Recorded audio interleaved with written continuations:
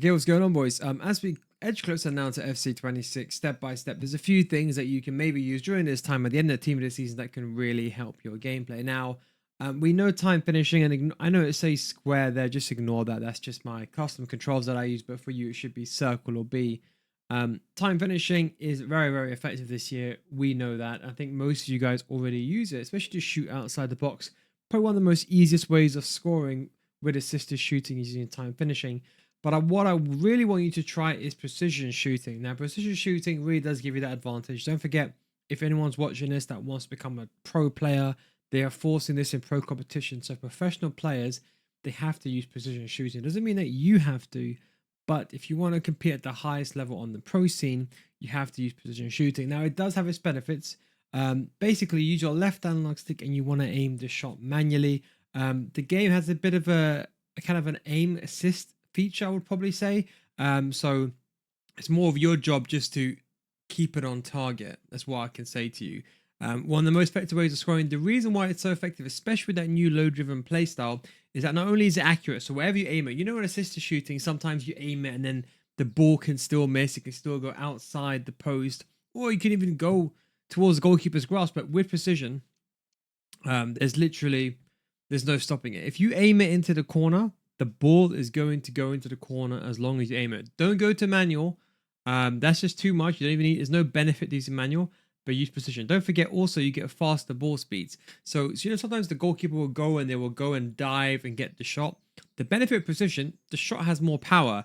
It's more likely to beat the goalkeeper's grasp, whether they're running out or whether they're defending, and that's why the low driven is so effective with precision shooting. Now, time finishing, what I'd recommend is maybe you consider using precision shooting on without time shooting, learn it first, and then if you want to, then you can use time shooting on top of precision shooting to make it like next level shot. But to be honest, if I was you just for now, just practice precision shooting, get used to it, but trying to time your precision shots, that's where things get a bit messy. So in my opinion, definitely try precision shooting. I think it's really worth a go.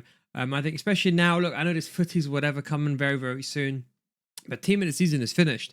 So you could argue this is the kind of the time to experiment. Maybe you've gone back a few divisions. Maybe you can take a risk now and trying those things out for future success. One, to be there. Because before, precision shooting, I thought maybe they'll get rid of it. But then I was kept it, stay there. And they're making it for pro players as well. So you never know, maybe one day, maybe not now, maybe not next year, but maybe they might do one day make it like a full-time thing. Like everyone has to use precision shooting. Maybe I can rivals or something like champs. Now, advanced defending. Now, again with advanced defending, I actually still use tactical defending.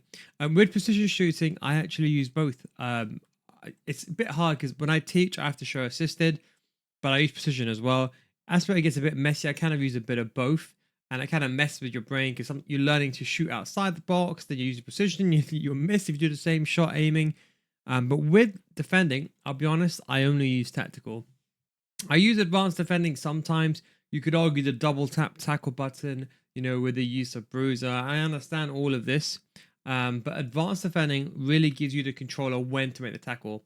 One thing I just want to say, just very quickly, you have to bear in mind when you're doing this, you need to know how to defend.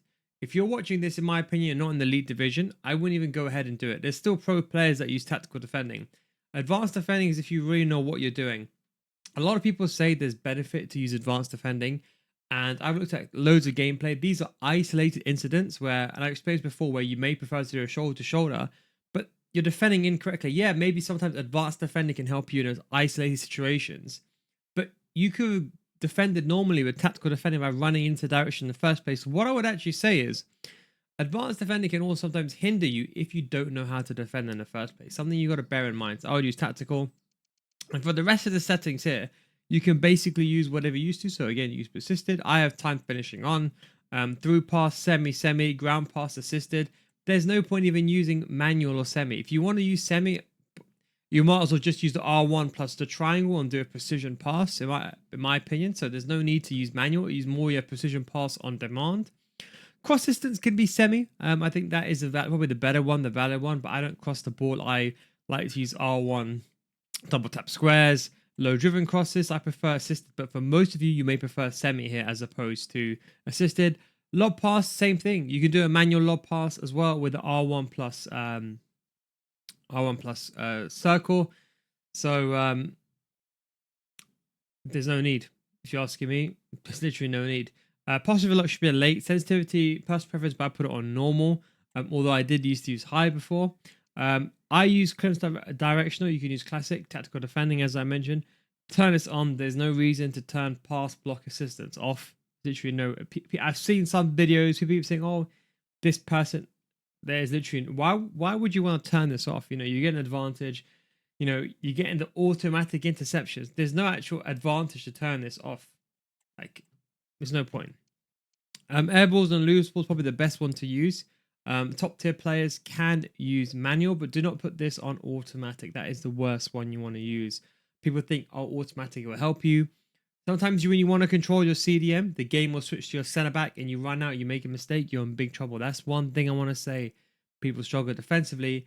Put this on air balls and loose balls. When the ball is 6 feet or higher, should I say, in the air, then the game will switch for you automatically. For example, like a header on a cross, that's when the game will switch for you automatically. Otherwise, you're up to your own. So you can run back with your CDMs the entire time and the game won't switch for you. I leave this on none. If you're new to the game, you should be using low, or anyone like Division 4. Anyone Elite Division should be using none. Never use high. I use mine on none. Right stick switching. I've explained why ball relative is better than player relative. I still use ball relative. I've gone back and forth, to be honest. But yes, there's a few like elite level advantages with player relative in terms of pressing. But just because of how consistent ball relative is, I almost never make a mistake switching. Almost never. Sometimes you get a bit unlucky with players close by or because of delay, but most of the time, this would be 70% error, I would say. No, sorry, 70% success, 30% error. This is almost like 99% success if you're asking me. Try it, you never knock it. Everyone that I've told this to, they basically switched and they haven't gone back, basically, put it that way. Everyone that I've taught, and that's where I teach in my FC school. If you want to see my FC school, patreon.com/Chanel, guys. Links down below in the description. Still improved now. And just don't forget, it's not only FC 25 content, it's football content, football principles, FC principles that you learned even 15 years ago, 10 years ago, now going to last until the next 10 years. Anyway, turn this off. Don't put this on. There was a big bug when the game came out, which just kind of caused lag and delay and all this nonsense. I've not touched it since, and I don't think there's even an advantage for it. Player lock, yes. Analog sprint, you can use it if you use the R2 button.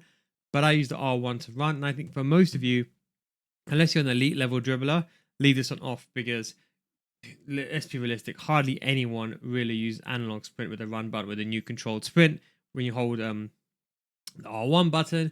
So that's why it's pointless. And then also, no one actually uses it. And sometimes if you leave this on, when you're defending, you might not depress the R2 button all the way down. And you may do like a partial run and jockey or something like that. And it could miss everything up. Or you might not run as fast. That's basically it. Camera, co-op, usual, 20 height, 0 zoom, custom. And that is pretty much everything. Thanks for watching. Take it easy. Catch you next time. Peace out, guys.